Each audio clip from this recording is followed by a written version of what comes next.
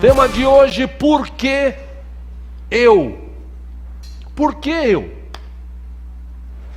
Pergunta que nós geralmente fazemos sempre quando estamos enfrentando alguns tipos de dificuldades. Quando a gente tem dificuldade, quando acontece coisa ruim, a nossa tendência é fazer essa pergunta: Deus, por que eu? Por que não podia ser o vizinho do lado direito, o vizinho do lado esquerdo, o camarada da rua de baixo ou o outro da rua de cima? Por que eu? Por que justo comigo? Por exemplo, essa é a pergunta de uma mulher quando o marido abandona ela. Depois de anos juntos, depois de anos se dedicando, o camarada cisma, vai embora. Ou então vice-versa, a mulher cisma, vai embora e ela fica perguntando, ou ele fica perguntando: por que eu? Por que isso aconteceu comigo? É aquela história da pessoa que está bem e de repente ela fica enferma. Vem aí um câncer na família, ou um câncer na vida de um familiar. E aí a pessoa pergunta: escuta, quantas famílias no mundo poderiam estar enfrentando isto? Por que eu? Por exemplo, o camarada está trabalhando já 10, 12, 15, 20 anos numa empresa, ele é fiel, ele é dedicado, ele chega no horário, ele faz tudo o que mandam fazer, e de repente, mandam embora, ele perde o emprego. Aí ele pergunta: que eu? Por que eu, Deus? Por que não outro? Por que justo eu fui escolhido? A gente pergunta, por exemplo, quando você assiste na televisão, aquelas notícias, por exemplo, de um maremoto, de um terremoto. A pergunta que a gente faz é: nossa, por que isso está acontecendo? Por que isso aconteceu naquele lugar? Muitas vezes, eu falei aqui já algumas vezes, muitas vezes eu já tive esse tipo de questionamento no passado. Várias vezes perguntei para Deus essa questão, sobre essa questão: Deus, por que eu? Eu citei aqui de manhã, me lembro que certa vez, há uns anos, talvez uns 12, 13 anos atrás, eu estava indo em Boituva, minha sogra morava lá, e fui levar minha esposa. Eu tinha um carro nessa época, um Santana 97, gostava muito do Santana, da Quantum, e eu fui para lá. O meu carro era bonito, cinza. Justo naquele dia, na manhã antes de ir para lá, eu já tinha mandado lavar, o carro estava lindo, e eu fui, levei a minha esposa até na casa da irmã dela, e sentei 2 minutos com o meu cunhado, conversando com ele algumas coisas. Olhei para o meu carro do lado de fora, vi aquele carro, né, lavadinho, bonitinho, e eu falei: poxa, carro, ó, supimpa, né? Esse é o meu carro. Irmãos, peguei o carro, saí dali, fui para a casa da minha sogra, deixei a minha esposa lá. 15 minutos depois, numa estradinha asfaltada, vai e vem, queimada do lado direito para quem voltava para a cidade. Naquela época, nesse lugar, havia uma plantação muito grande de cana-de-açúcar. Nessa época de colheita, os caras queimam para depois passar as máquinas, e queimaram, e veio aquela fumaça, e de repente aquela fumaça, eu seguindo outros carros, veio aquela fumaça, e aquela fumaça parece que se multiplicou. De repente, eu até falei na hora: deve ser o capeta, né? Porque de repente a fumaça multiplicou e fechou tudo. E eu, seguindo os carros da frente, diminuí a velocidade a quase zero, e quando eu cheguei praticamente no zero, me veio aquele pensamento: já pensou se vem um doido aí atrás e esse camarada não repara que tem gente no meio da fumaça e bate no carro? Foi batata, foi eu pensar. De repente vem um cara com uma caminhonete, chapelão na cabeça, aqueles caras de sítio com aquelas caminhonetes velha, mais poderosa, né, de lata, bateu na traseira do meu carro, que arrebentou toda. Eu acabei quebrando o banco meu na chicotada que eu dei. Tive dores no pescoço por um bom tempo. E tirei o carro da estrada, porque logo após vinha uma carreta enorme. E quando eu parei, que a fumaça foi embora, eu olhei para o meu carro e falei, poxa, por quê? Justo o meu, né? Tanto carro para o cara bater, ele vai bater no meu. Confesso para vocês que até hoje eu não entendi por que isso aconteceu na minha vida. Tem vários porquês que nós temos, que na maioria das vezes eles fogem ao nosso entendimento. Na maioria das vezes, esses porquês, e é uma tendência do ser humano, sempre querer entender por que isso está acontecendo. Parece que quando a gente sabe por quê, traz mais conforto, leva a pessoa a ficar talvez mais próxima de Deus. Mas, irmãos, na maioria das vezes a gente não sabe a resposta. A gente não sabe. Por que uma pessoa que está trabalhando normalmente, fielmente, ela perde o emprego? Por que uma pessoa que é fiel à sua esposa, ou fiel ao seu esposo, de repente ele é traído? Por que uma pessoa que faz um investimento financeiro, pega todas as suas economias, confia em alguém, e esse alguém de repente, ou essa instituição, como aconteceu no Brasil no passado, muita gente perdeu muito dinheiro por causa de governo, por causa de bancos que fecharam, por causa de empresas que prometiam e tal, e a pessoa na boa fé, ela ia, investia e de repente perdia tudo. E essa pessoa perguntava, escuta, por que eu? Por quê? Por que isso acontece com a gente?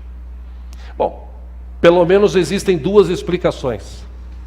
Primeiro, quando Deus está no controle, e Ele está no controle do mundo, algumas vezes Deus permite situações nas nossas vidas. Algumas vezes Deus permite.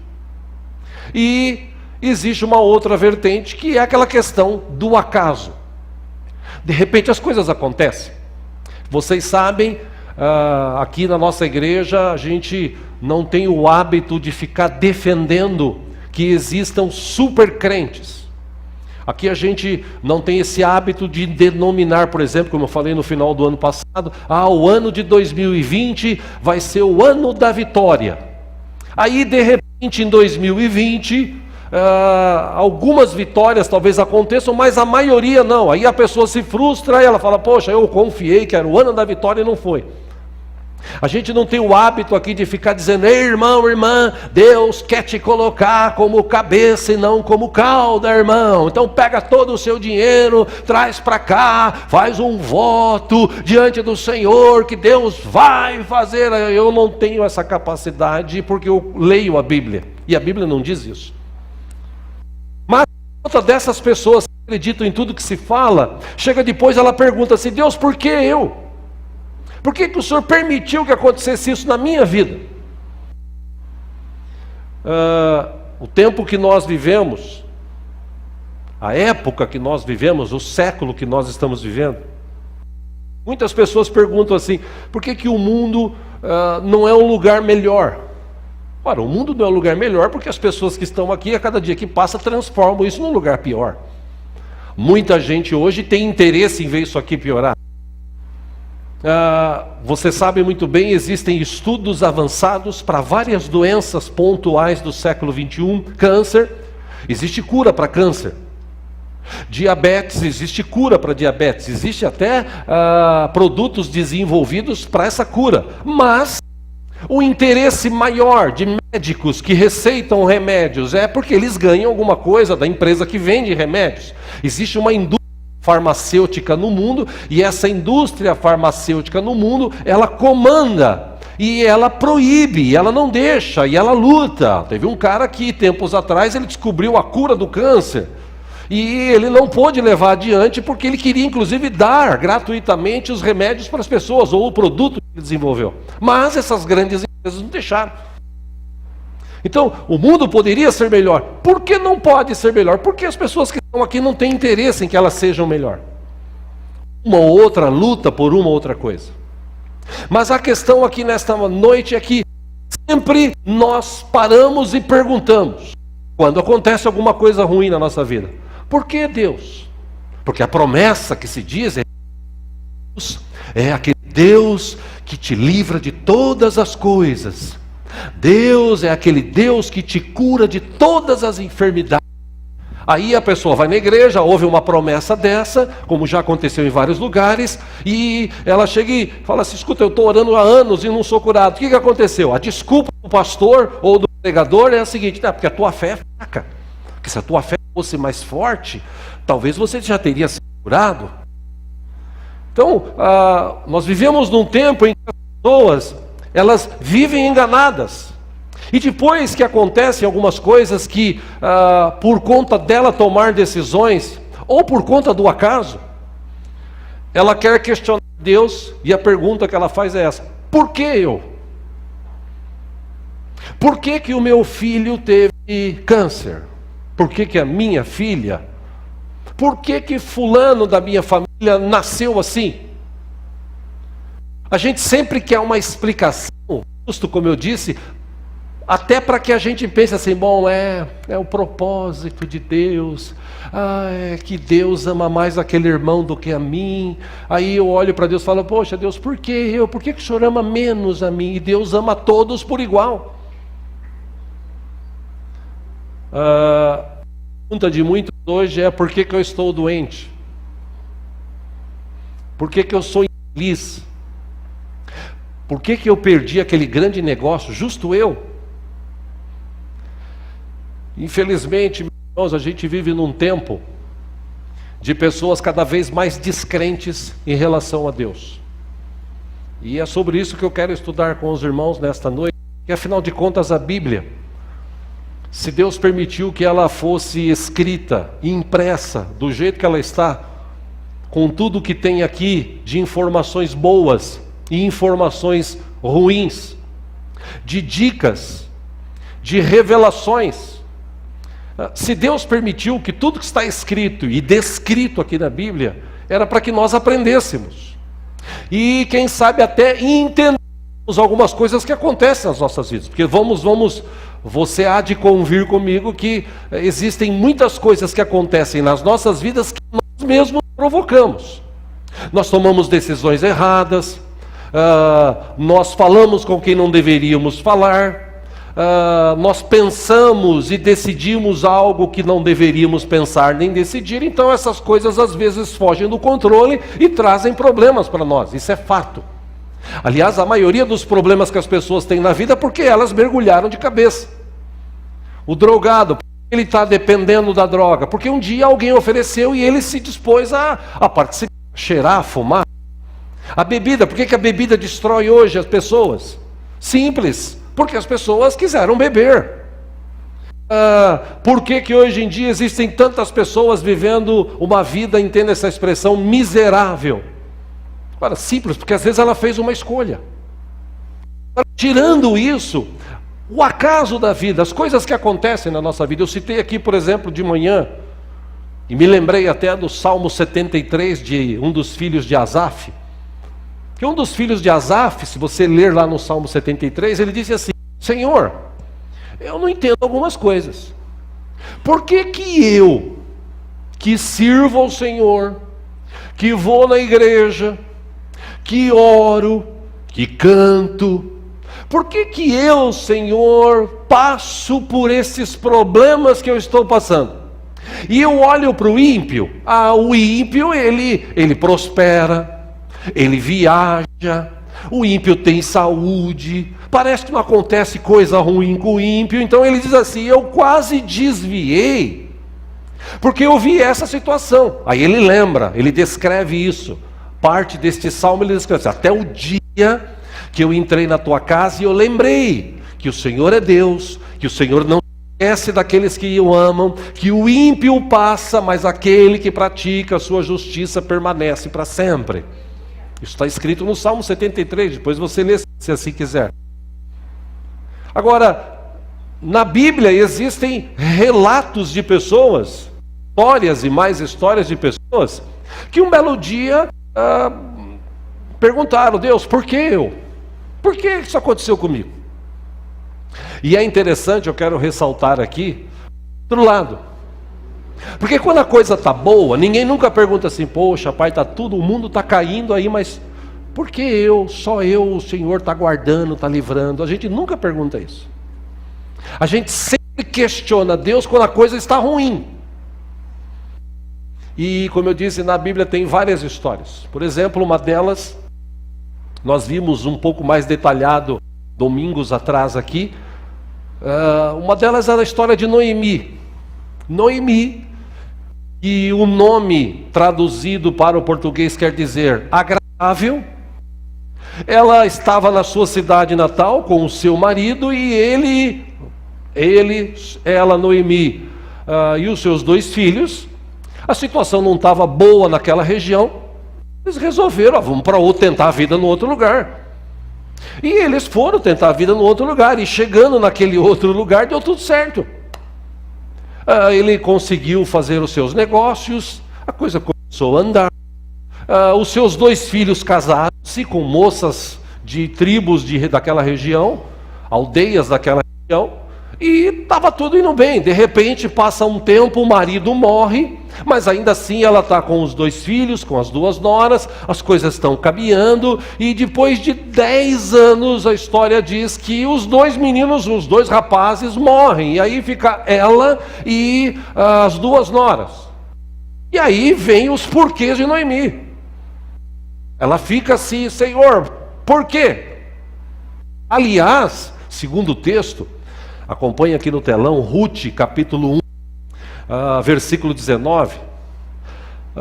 Noemi e a sua nora Ruth, elas prosseguiram as 2 até Belém. Ali chegando, todo o povoado ficou alvoroçado por causa delas. E aí a mulherada, chegou e falou, será que é Noemi? Versículo 20, ela respondeu, não me chamem Noemi, melhor que me chamem de Mara. Mara quer dizer amarga. Então é melhor que vocês me chamem de amarga do que me chamar de agradável, pois o Todo-Poderoso tornou minha vida muito amarga. De mãos vazias o Senhor me trouxe de volta. Então por que vocês me chamam Noemi? O Senhor colocou-se contra mim.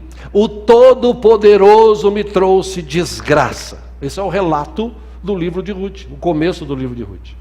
Essa mulher, ela, enquanto estava vivendo tudo bem, nunca ela chegou e falou assim, poxa Deus, eu saí da cidade lá, o povo estava numa luta, e a gente saiu outro lugar, chegamos nesse outro lugar, o Senhor abençoou a gente. Oh Deus, por que a gente, Obrigado porque o Senhor nos ama. Tal. Não, você não vê esse relato.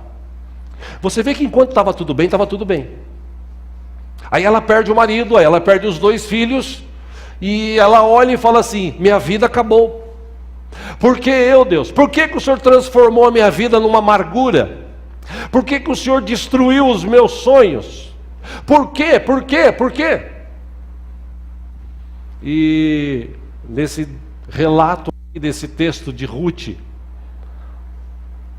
no final da vida dela, Deus teve misericórdia, Deus preparou, porque como a gente estudou aqui na mensagem do culto da virada, Deus trabalha nos bastidores para nos abençoar, para cuidar da gente. Uma coisa, meus irmãos, a gente precisa entender, apesar de tudo que acontece de bom ou de ruim na nossa vida, Deus está por trás nos bastidores agindo. Por que às vezes acontece tanta coisa ruim? Porque nós nos afastamos de Deus. E ainda assim, perto de Deus é capaz de acontecer alguma coisa ruim. Mas, quando nós cremos nele, quando nós entendemos que ele está conosco, a gente aprende com as situações, a gente cresce com as situações, a gente passa pelas situações e depois a gente acaba até abençoando outras pessoas por conta da situação que nós passamos. Eu citei aqui de manhã, na minha família, meu sobrinho, ele anos atrás foi acometido de um câncer. E aí, se nós fôssemos levar pelo lado crente da vida, a gente chegava em Deus e falava assim, pô Deus, Tanto nego aí que, desculpa essa expressão, nego, senhor, perdão. Hoje em dia você tem que tomar cuidado com o que você fala, né? Tantas pessoas aí que têm filhos e poderiam ter os filhos lá, ser acometido de câncer, gente que não tem compromisso com o Senhor, gente que não está nem aí para a obra, gente que vive a vida aí, faz o diabo. E por que a gente? A gente que vai na igreja todo domingo, todo culto, a gente que dá aula, a gente que ensina, a gente que canta, toca, a gente saiu para cantar em vários lugares, várias igrejas durante 20 e poucos anos com um grupo musical, cantamos em vários lugares. Aí você chega e fala assim: poxa, hoje era para eu ter uma vida assim, proteção 100% de Deus. Aliás, me lembro até de uma outra história que eu falei aqui já, de uma irmã que conheço, e um belo dia a gente estava numa roda de irmãos assim, e ela falou: não, eu quando acordo de manhã, eu coloco a armadura de Deus, eu pego aquela armadura lá que a Bíblia fala, e ó, coloco, levanto, coloco, e eu saio para a luta. E eu fiquei vendo ela comentar isso, falei: beleza, essa é daquelas que é super crente, não acontece nada. E infelizmente essa irmã, 2 anos depois, ficou muito doente. Passou um período de enfermidade. Graças a Deus, depois de alguns meses, ela foi curada. Mas por que isso aconteceu? Como eu disse, por que aconteceu na minha família? Por que o meu sobrinho, que estava na igreja, que ajudava a gente a tocar, que estava se esforçando, de repente... E foram 5 anos de tratamento, 5 anos, 5 longos anos. E foi uma luta. Algumas vezes eu acompanhei minha irmã ao hospital, toda semana, dias de semana, tratamento, e chegou um tempo, já pelo 3º ano, quase 4º ano, que ele quase morreu. O médico numa tarde disse para minha irmã, começo de noite: olha, ela estava com uma camiseta escrito Comunidade Livre, ou Igreja Livre em Cristo e tal, alguma coisa relacionada com isso, e o médico olhou para ela e falou assim: a senhora crê em Deus? Ela crê, então só Deus, viu, porque o seu filho acho que não passa dessa noite. E aí ela entrou em desespero, e aí a gente se encontrou, e aí a gente orou, e a gente já tinha orado. Quando ele estava na UTI, inclusive nesse tempo, eu estive lá, entrei na UTI, orei, e vários irmãos, várias igrejas que a gente conhece, estavam todo mundo orando, e de repente Deus teve misericórdia, ele não morreu, mas ainda assim ficou com a enfermidade. E ainda demorou mais 1 ano e pouco. Até que um dia, no hospital que ela costumava levá-lo, não tinha vaga, ela acabou levando no HC, setor de crianças. E lá, de repente, aparece um médico, o cara é uma sumidade no Brasil e no mundo relacionado a câncer, e ele vai visitar uma vez por semana as crianças, e justo nesse dia meu sobrinho estava lá. E quando o viu, perguntou para minha mãe: escuta, o que está acontecendo com ele? Disse: aconteceu isso, explicou tudo, e ele disse: nossa, esse hospital que ele está sendo tratado, esse hospital está muito desatualizado. Pelo que você está falando, já era para ele estar bem. Pois é, não, então faz o seguinte, pega o prontuário dele, eu vou o meu endereço do meu consultório na Avenida Paulista, você vá lá, leva o prontuário, eu não vou te cobrar nada, e eu quero olhar mais profundamente. E aí ela foi na outra semana, levou todo o prontuário, ele olhou durante uma meia hora, ele falou: está tudo errado, o que tem que fazer é isso. E a minha irmã fez, e 60 dias depois acabou o câncer. Deus teve misericórdia, esse é um cara que veio do céu. Mas nesse tempo todo, a gente perguntava: por que eu? Por que eu, menina? São coisas que acontecem nas nossas vidas, meus irmãos, que às vezes Deus permite, mas não mais vezes o acaso vem e acontece. E é aí nesse momento que nós temos que entender o nosso relacionamento com Deus. Porque existem milhões de pessoas no Brasil e no mundo que estão desviadas, que estão afastadas, que desistiram de Cristo, desistiram de ter um relacionamento com Deus, porque um dia aconteceu alguma coisa e ele falou: por que Deus? E parece que Deus não responde nessa hora. Na Bíblia, um outro exemplo, Jó. Jó teve os chamados porquês. É interessante, acompanha aqui no telão, Jó capítulo 3, no versículo 11, depois que ele tinha passado tudo, perdeu a família, perdeu a sua riqueza, perdeu a sua saúde, ele chega e fala assim: por que eu não morri ao nascer? E não pereci quando eu saí do ventre? Versículo 12, por que houve joelhos para me receberem e seios para me amamentarem? Versículo 16, ele disse: por que não me sepultaram como criança abortada, como um bebê que nunca viu a luz do dia? Versículo 20, por que se dá luz aos infelizes e vida aos de alma amargurada? Versículo 21, aos que anseiam pela morte, e esta não vem, e a procuram mais do que um tesouro oculto. Versículo 22, aos que se enchem de alegria e exultam quando vão para a sepultura. O que ele está dizendo aqui? Por que a morte não chega logo na minha vida? Por que eu não morro logo? Aliás, ele diz assim: por que eu nasci? Versículo 23, ele diz: por que se dá vida àquele cujo caminho é oculto, e a quem Deus fechou as saídas? Versículo 24, ele diz: pois me vêm suspiros em vez de comida, meus gemidos transbordam como águia. Versículo 25, o que eu temia veio sobre mim, e o que eu receava me aconteceu. Versículo 26, ele diz: não tenho paz, nem tranquilidade, nem descanso, somente inquietação. E você fala assim: poxa, por que Deus permitiu isso na vida de Jó? Bom, Deus tinha um propósito. Aqui no caso de Jó, Deus tinha um propósito. Primeiro, Jó temia algumas coisas do seu coração. Ele diz aqui que o que ele mais temia aconteceu. O que ele mais temia? Perder a família, perder a sua riqueza, perder a sua saúde. Então o que ele mais temia aconteceu.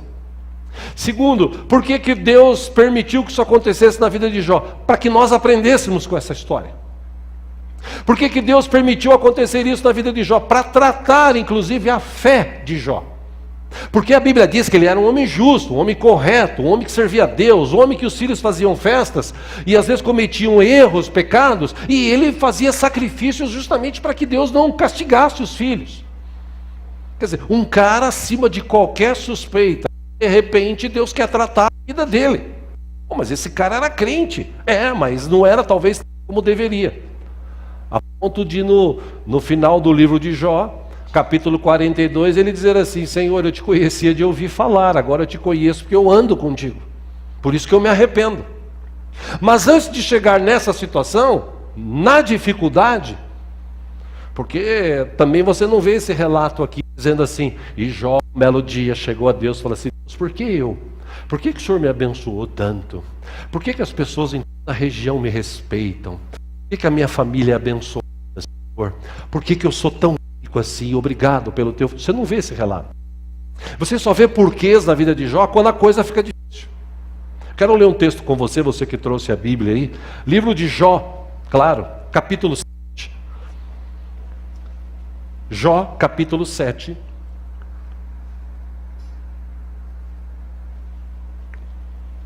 Deus está aqui? Amém. Ele está mesmo. Se tiver alguém sem Bíblia, se você puder repartir a leitura, faça isso. Jó, capítulo 7, a partir do versículo 1, ele disse o seguinte: não é pesado o labor do homem na terra, seus dias não são como os de um assalariado. Versículo 2, como o escravo que anseia pelas sombras do entardecer, ou como o assalariado que espera ansioso pelo pagamento.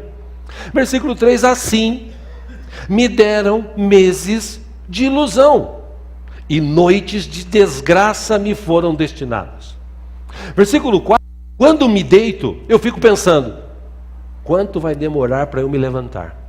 A noite se arrasta e eu fico me virando na cama até o amanhecer. Versículo 5 ele diz: o meu corpo está coberto de vermes e cascas de ferida, minha pele está rachada e vertendo pus. Versículo 6 ele diz: os meus dias correm mais depressa que a lançadeira do tecelão, e chegam ao fim sem nenhuma esperança. Versículo 7 ele fala assim: lembra-te, ó Deus, de que minha vida não passa de um sopro, os meus olhos jamais tornarão a ver a felicidade. Versículo 8: os que agora me veem, nunca mais me verão.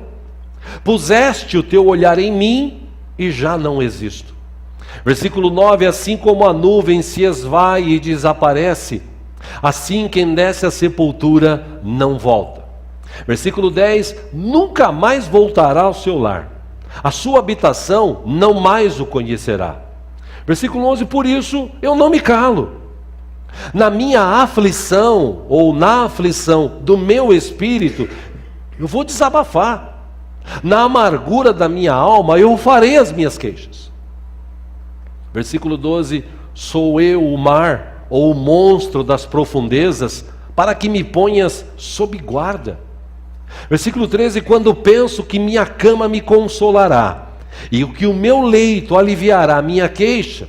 14: mesmo aí, me assustas com sonhos e me aterrorizas com visões. Versículo 15 ele diz: é melhor ser estrangulado e morrer do que sofrer assim. Versículo 16: eu sinto desprezo pela minha vida, eu não vou viver para sempre, deixe-me, pois os meus dias não têm sentido. Versículo 17: que é o homem para que lhe des importância e atenção, diz: a que o examinas a cada manhã e o provês a cada instante, ou o proves a cada instante. Versículo 19: nunca desviarás de mim o teu olhar, nunca me deixarás sós, nem por um instante. Versículo 20 ele fala assim para Deus: se pequei, que mal te causei, ó tu que vigias os homens? Por que me tornaste o teu alvo? Acaso tornei-me um fardo para ti? Versículo 21 e último desse que quero ler, ele diz: por que não perdoas as minhas ofensas e não apagas os meus pecados? Pois logo me deitarei no pó, tu me procurarás, mas eu já não existirei. Questionamento dele. Ele fala com Deus, fala: Senhor, por que o Senhor permitiu tudo isso? Por quê? Porque eu, tanto cara ruim que conheço e ajudei, por que eu? Por que eu tenho que viver sofrendo? Por que eu tenho que viver amargurado? Aliás, até eu pergunto, Deus, por que eu nasci? Por que eu estou vivendo? Já que é para viver nessa vida, entenda essa expressão, miserável, desgraçada, de enfermidade, é melhor morrer.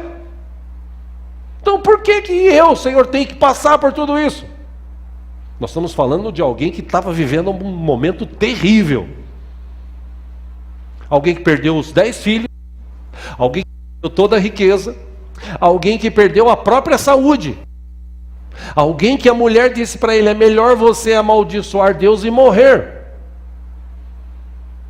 Ou seja, alguém que realmente poderia até questionar a Deus, perguntar: Senhor, por que o Senhor permitiu tudo isso? E é o que nós fazemos às vezes em coisas pequenas, coisas mínimas que acontecem. Dá até vergonha, se nós nos compararmos, em comparação, mas dá vergonha com os irmãos depois de Jesus, foram lançados naquelas arenas onde os leões os comiam vivos, só porque eles confessavam a fé em Jesus. Estes, eles poderiam perguntar: oh Deus, por que eu? Põe outro aqui, esses caras que merecem ser comidos por leão, não a gente, que a gente te ama. Volto a dizer, porque infelizmente muita gente não lê Bíblia. Porque se você lê Bíblia, Jesus disse, ele deixou claro, ele não prometeu assim: venha após mim, que você vai ter uma vida de mar de rosas, você vai ser rico, você vai ser famoso, vai ser tudo bem, você nunca vai ter problema, a dificuldade nunca vai chegar na tua vida. não está escrito isso. Jesus disse: no mundo vocês vão ter aflições. Ele não enganou ninguém. O problema é que a gente não lê Bíblia e a gente começa a crer em tudo que fala por aí. Você vai ser mais que vencedor. Tudo posso naquele que me fortalece. Quem que falou isso? O apóstolo Paulo. E o que ele falou? Por que ele falou isso? Porque antes ele disse assim: eu estou preparado para comer arroz, feijão e carne, ou para comer ovo e um pedaço de pedra. Eu estou preparado, se alguém me perseguir, se alguém me bater, se alguém me prender, eu estou preparado. Eu tudo posso naquele que me fortalece.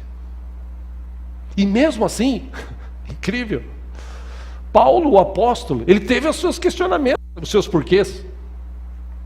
A Bíblia diz que ele tinha um chamado espinho na carne. Ninguém até hoje definiu o que é. Mas ele tinha. Por que ele teve esse espinho na carne? Deus permitiu. Porque num determinado momento de sua vida, Deus o levou ao segundo, terceiro céu. Que é o que relata a Bíblia lá. Não me lembro agora se segundo. Enfim. Mas Deus o levou a um determinado lugar e mostrou para ele algumas coisas que ele ficou fascinado. E quando ele voltou, o texto leva a gente a entender que Deus permitiu esse espinho na carne.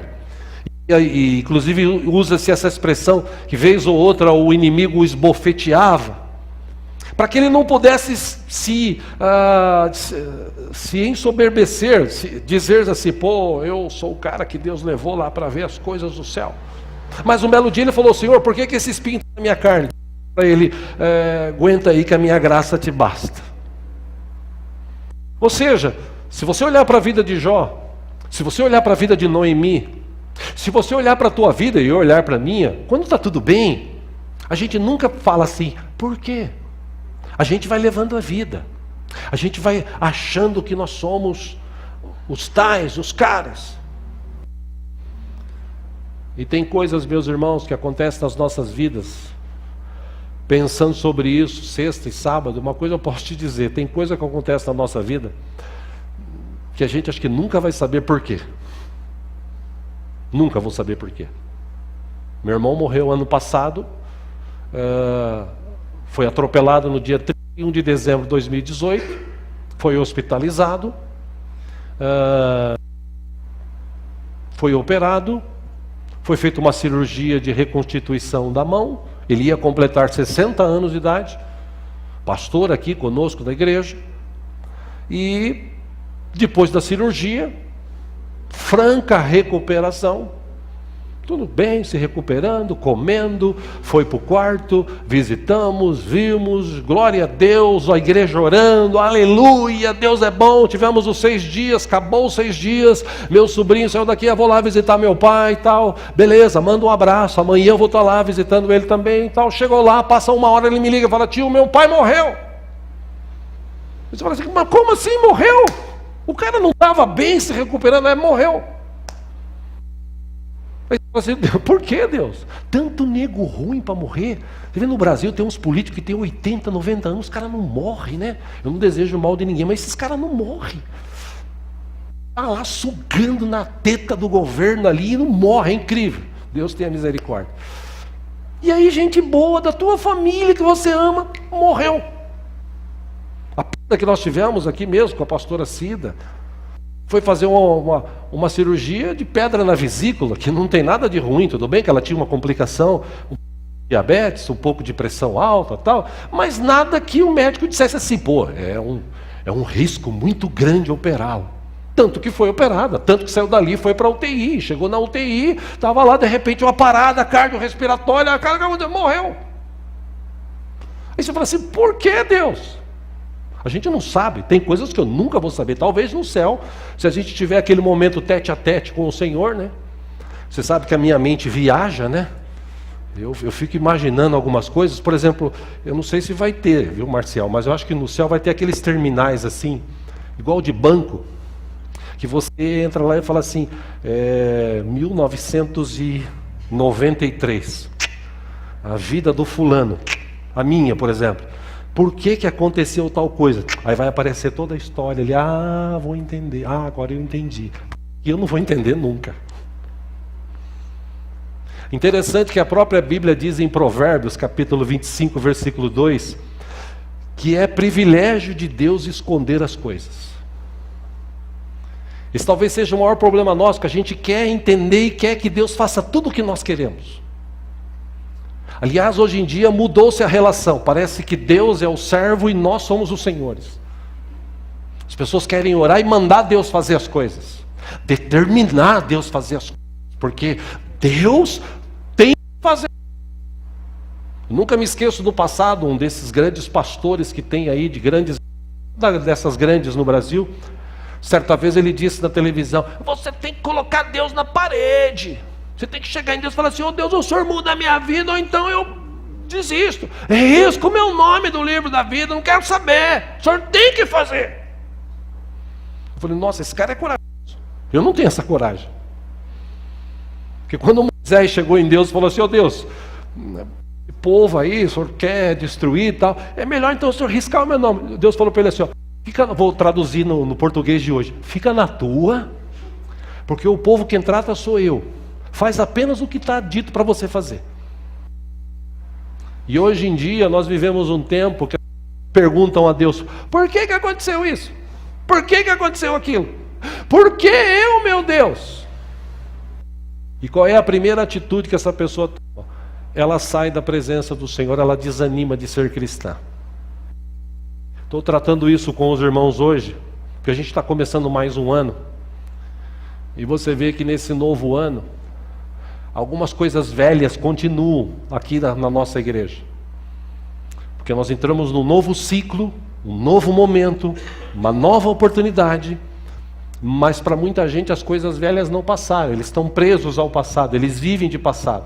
Pessoas que ficam fofocando, pessoas que ficam falando de coisas, pessoas que ficam reclamando, pessoas que não se dispõem, pessoas que estão desanimadas, pessoas que estão distantes.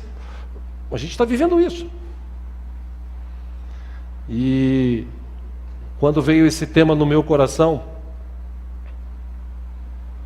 Deus, na sua infinita misericórdia, porque Deus é misericordioso, né, irmãos?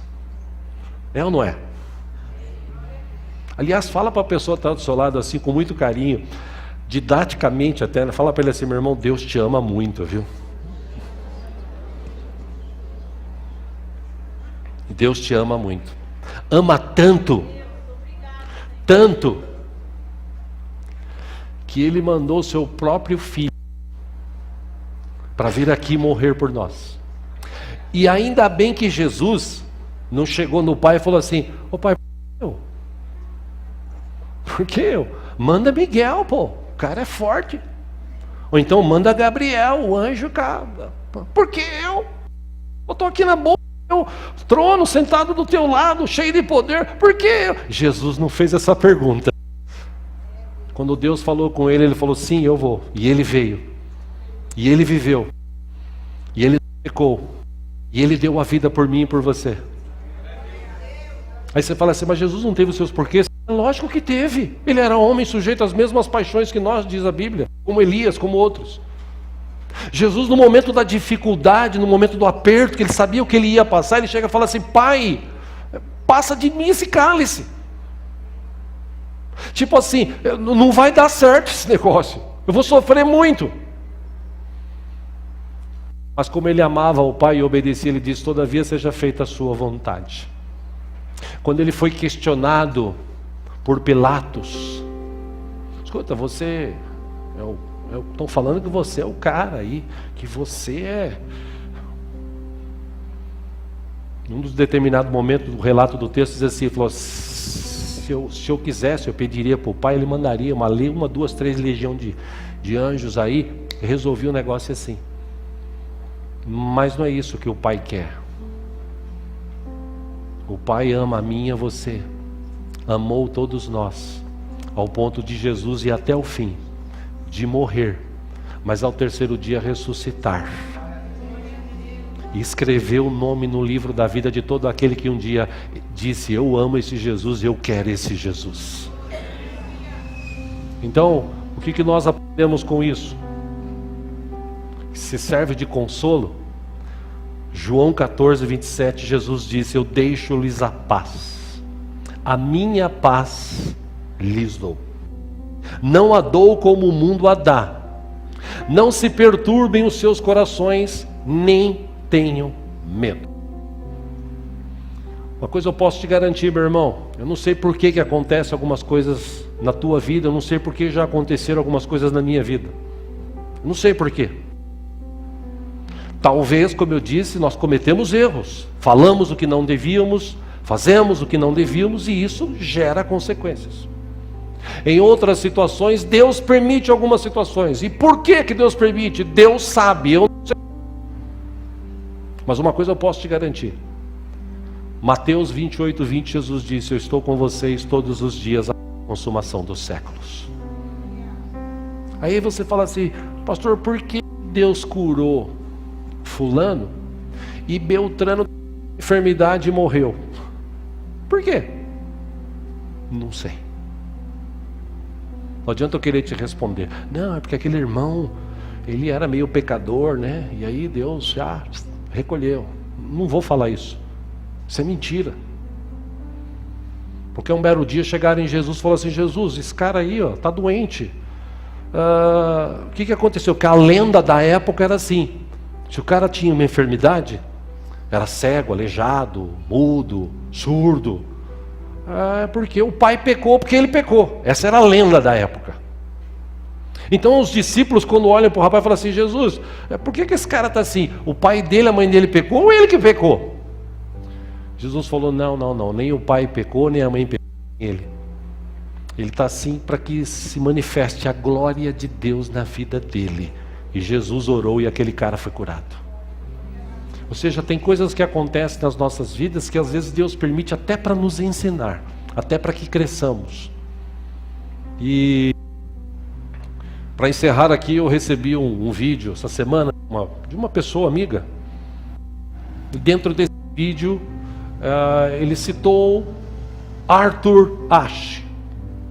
E eu pesquisei na internet, ele falou algumas coisas, eu pesquisei mais a fundo. Arthur Ashe, ele foi um lendário jogador de tênis americano. Ele venceu aquele torneio de Wimbledon. Ele era negro. Ele lutou muito para chegar onde chegou. E ele foi um dos campeões daquele torneio. E depois de um tempo, já quase encerrando a sua carreira, ele teve um problema no coração, um problema cardíaco. E aí, desse problema cardíaco, ele precisou ser operado. E ele foi operado. E precisou de transfusão de sangue, ele precisou de sangue. Depois de alguns meses, ele descobre que o sangue que colocaram nele, parte estava infectado e ele estava com o vírus do HIV. Aí você fala assim: pô, por quê? Um cara desse. Quando ele revelou isso publicamente, em 1992, ele recebeu inúmeras cartas de fãs. E uma das fãs perguntou para ele: por que Deus permitiu que você tivesse uma doença tão terrível? Arthur Ashe respondeu: muitos anos atrás, cerca de 50 milhões de crianças começaram a jogar tênis, e uma delas era eu. 5 milhões realmente aprenderam a jogar tênis. 500 mil tornaram-se tenistas profissionais. 50 mil chegaram ao circuito. 5 mil alcançaram o Grand Slam. 50 chegaram ao Wimbledon. 4 tenistas chegaram à semifinal. 2 deles chegaram à final. E novamente um deles ganhou. E quando eu estava, ele diz, comemorando a vitória com a taça na mão, não me ocorreu perguntar a Deus: por que eu ser campeão do mundo? Aí ele respondeu para sua fã: então agora que eu estou com dor, sofrendo, como é que eu posso perguntar para Deus por que eu?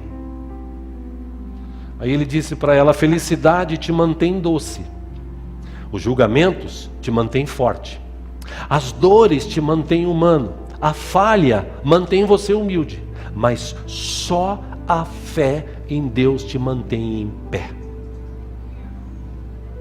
E aí ele disse, encerrando, às vezes você não está satisfeito com a sua vida. Você fica com seus porquês. Enquanto isso, muitas pessoas neste mundo sonham em poder ter a sua vida. Aí ele deu um exemplo, ele disse, uma criança em uma fazenda vê um avião passando e sonha, um dia eu vou voar. E o piloto do avião, ele vê uma fazenda e fala assim, eu sonho um dia estar ali, sentado, aposentado, curtindo. E ele encerra dizendo, assim é a vida. Aprecie a tua vida hoje, do jeitinho que ela é. E tem muita gente perdendo tempo hoje, diante de Deus, perguntando por quê. Sendo que ele podia tocar a vida para frente, viver dia após dia, crendo no Senhor, misericórdia, no amor dele, e tocar a vida para frente. Amém? Eu mandei um texto semana passada para alguns irmãos, que não teve a oportunidade de ler, eu vou repetir aqui. Texto que valeu o dia, inclusive, para mim e para muita gente. Uma senhora, 92 anos, chamada Maria Giló, miudinha, elegante. Todo dia às 8 da manhã ela estava acordada, vestida, bem penteada, discretamente maquiada, apesar da sua pouca visão. Aí hoje, nessa data que escreveram isso, ela se mudou para uma casa de repouso. O marido, com quem ela viveu 70 anos, morreu recentemente e não tinha outra solução. Bom, depois de esperar pacientemente por 2 horas na sala de visitas, ela ainda deu um lindo sorriso quando a atendente veio dizer que seu quarto estava pronto. E enquanto ela manobrava o andador em direção ao elevador, a atendente deu uma descrição do seu minúsculo quartinho, inclusive das cortinas floridas e tal, que enfeitavam a janela. A senhora a interrompeu com o entusiasmo de uma garotinha, que acabou de ganhar um filhote de cachorro, e ela diz, eu amo essas cortinas. Mas dona Maria Giló, a senhora ainda nem viu o seu quarto, espera um pouco. Ela falou, isso não tem nada a ver. Felicidade é algo que você decide por princípio. Se eu vou gostar ou não do meu quarto, não depende de como a mobília vai estar arrumada, vai depender de como eu me preparo, ou como eu preparo a minha expectativa. E eu já decidi que vou amar o meu quarto, aquelas cortinas. É uma decisão que tomo todo dia quando eu acordo. Ela disse, sabe, eu posso sair o dia inteiro da cama, eu posso passar o dia inteiro na cama, contando as dificuldades que tenho em certas partes do meu corpo que não funcionam bem. Eu posso levantar da cama agradecendo pelas outras partes que ainda me obedecem. Simples assim? Pergunta a atendente. Ela falou, nem tanto. Isto é para quem tem autocontrole e todos podem aprender. Exigiu de mim um certo treino pelos anos afora. Mas é bom saber que ainda posso dirigir meus pensamentos e escolher em consequência os meus sentimentos. Calmamente a senhora continuou, ela disse, cada dia é um presente. E enquanto os meus olhos se abrirem, eu vou focalizar um novo dia, mas também as lembranças alegres que eu guardei para esta época da vida. A velhice é como uma conta bancária, você só retira aquilo que guardou. Então ela disse para a atendente, meu conselho para você é depositar um monte de alegria e felicidade na sua conta de lembranças.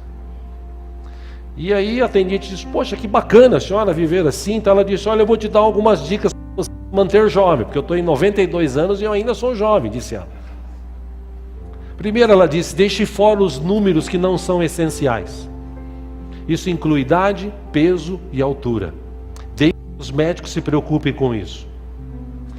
2, mantenha os amigos divertidos.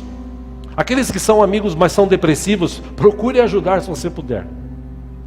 3, aprenda sempre. Aprenda mais sobre computadores, sobre arte, sobre jardinagem, sobre... Não deixe que o cérebro se torne preguiçoso. Uma mente preguiçosa é a oficina do alemão. E o alemão tem nome, é Alzheimer. Aprecie mais as pequenas coisas. Ria muitas vezes, durante muito tempo e alto. Ria até lhe faltar o ar. E se tiver um amigo que o faça rir, passe muito mais tempo com ele ou com ela. Quando as lágrimas aparecerem, aguente, sofra e ultrapasse. A única pessoa que fica conosco toda a nossa vida somos nós próprios. Viva enquanto estiver vivo. Rodeie-se das coisas que você ama: família, animais, plantas, hobbies, o que você quiser.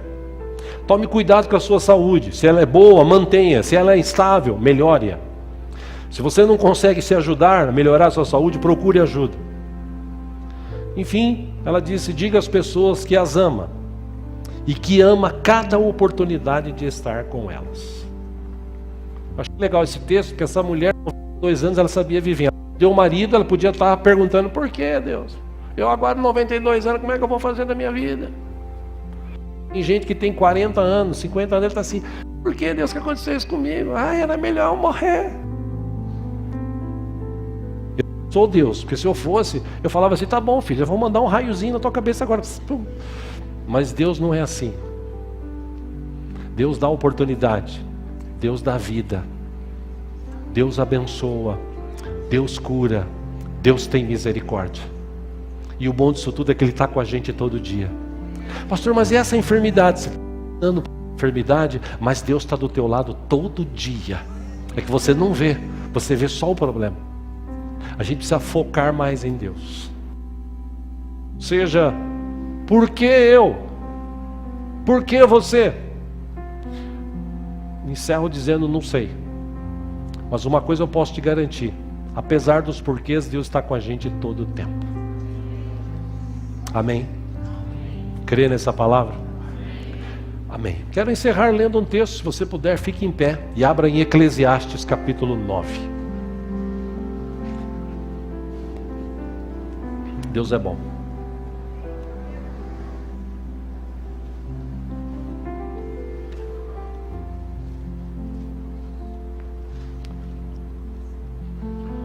Pastor, o que eu faço então?